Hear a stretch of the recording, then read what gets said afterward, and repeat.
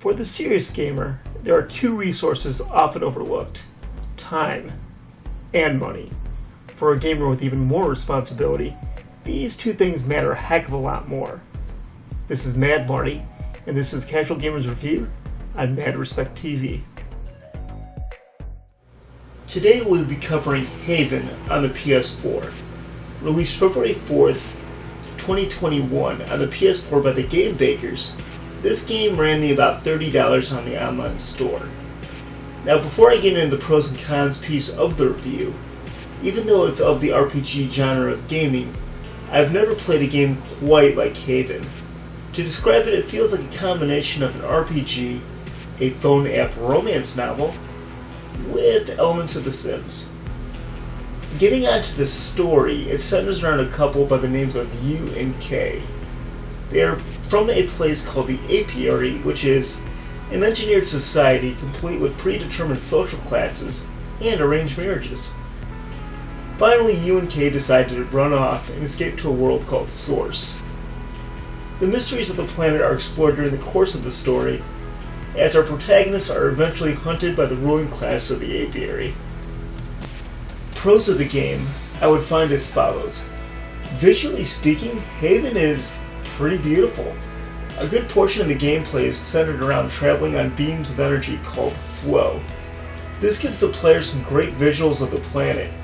Landscapes are colorful and energetic as the heroes try to cleanse the planet of rust, which I guess you can call like it being the corruption of the planet. The makers even threw in a believable day and night sequence. It comes with a pretty good music score as well. Like I said, between the gameplay and the story, I've never played a game quite like Haven. The elements of Japanese animation are really at the forefront, and the main characters are pretty well fleshed out. The boy, K, kind of plays a more passive role, and seems to show an abundance of knowledge in life science. He talks a great deal about plant life and animals and other related subjects. On the other hand, the girl, U, has a more aggressive personality, but seems to have genius levels in engineering. Their ship is called the Nest, and was built and maintained by U. Nest serves as their home, and a major plot element as you scour the lands of Source to find parts to rebuild the ship. It's also worthy to note that U is definitely the alpha in this relationship. Moving on to the gameplay, combat is pretty easy to learn and is incredibly forgiving. The battle system calls for a fair amount of coordination, and unfortunately I have about as much coordination as a jelly donut.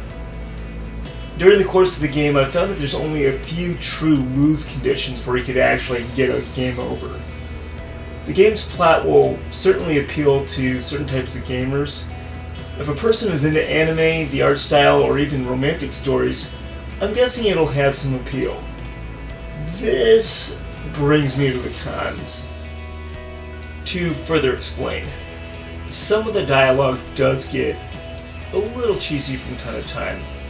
A great portion of the game conversation is watching our heroes bicker or flirt with each other, which at times feels like a couple hours. That may turn off some gamers. Some of the story elements are more adult in nature. There is an abundance of innuendo that some parents may have an issue with when it comes to their kids in early teens, or possibly younger. This should be fine for older players, but you're the parent, so I'll leave it to you. There is a fun scene where K and U are actually tripping over quote-unquote plant life they collected. Funny scene, but again, some parents may have an issue with it. As far as cons go, my biggest gripe is probably that the heroes max out on stats sooner than I would like, and it makes it feel like the game feels like it just plateaued sooner than it should. Even though Haven has multiple endings, I question replay value as a whole. After the zones are cleared of that rust corruption, it can be very hard to even find combat. The game length may also be criticized by some, but Haven makes up for it with a pretty epic climax, and U and K are the protagonists that you can really care about and cheer on. So, the bottom line, was Haven worth my $30? It took me 20 hours to beat. I enjoyed the story and the gameplay. Haven also boldly tackles a variety of themes including ecosystems, environmental tampering, rebellion, social engineering, and love, to name a few. It does have a strong ending which will talk well to a lot of potential audiences. Best of all, it doesn't continue to suck out my life during the work week. Therefore, this casual gamer gives 4 out of 5 stars. Thank you for checking out this casual review for Haven on the PS4. And also feel free to check out some of my other casual reviews. If you happen to have a recommendation that's not too popular, feel free to leave it in the comments and I'll take a look.